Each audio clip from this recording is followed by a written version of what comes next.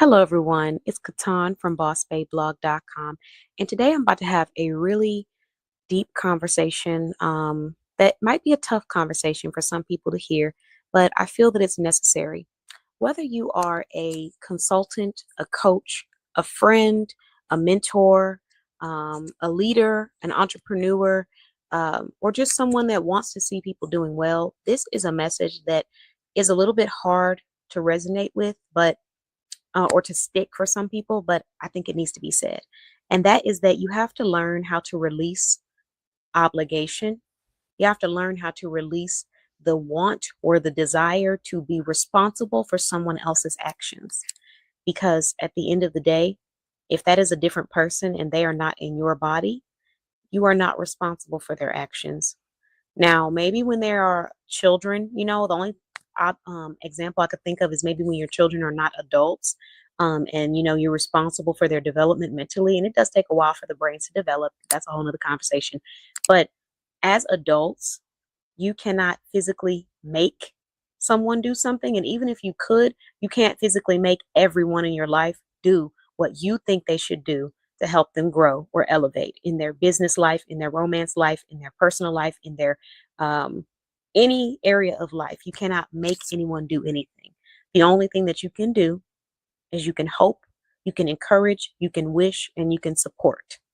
But sometimes we have this weird sense of obligation where it's like we feel obligated, we feel responsible for someone else's emotions, for someone else's mishaps, mistakes, whatever it is that they're going through. We feel responsible for their results.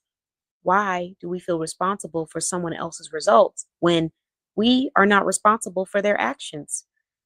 All you can do is tell a person, hey, make sure you put a helmet on when you get on that bike. Make sure you put a helmet on when you get on that bike. You keep telling them that, and they get on that bike and they don't put on a helmet and they fall and they bump their head. And now we're feeling like we're responsible for them bumping their head when you couldn't control that person. You couldn't make them put the helmet on physically. I mean, you could, but you can't do that with everybody. That's not a habit that you want to pick up because you can't do that in every area of your life. And as you get older, you're not going to always be able to do that. So I'm saying all this to say you got to release the responsibility for someone else's drive or for someone else's decisions.